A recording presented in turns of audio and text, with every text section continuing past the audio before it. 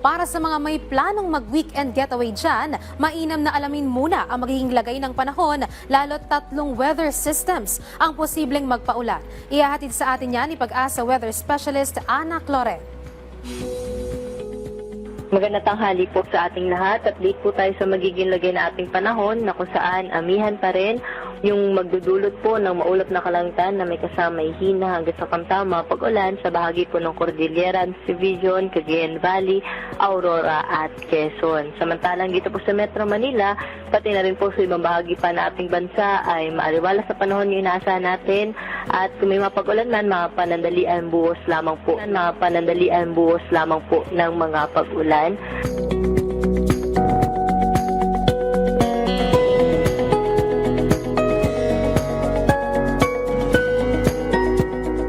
Samantalang wala naman tayo minomonitor na low pressure area o bagyo na posible pong makaapekto sa ating bansa. Over the weekend po, halos maaliwala sa panahon yung ang maranasan sa malaking bahagi po ng ating kapuluan, maliban lamang sa may northern Luzon area na kung saan posible pa rin po yung mahihina mga pag-ulan dala ng amihan.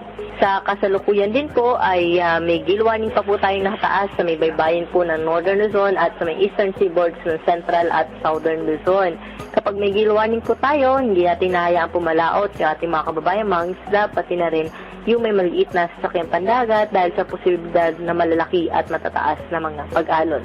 At sa buwan po ng February, posible pa rin po yung hanggang 1 o 0 to 1 na tropical cyclone na posible po makaapekto sa ating bansa. At narito po yung ating top 10 lowest temperature. Narito naman po yung ating dam update.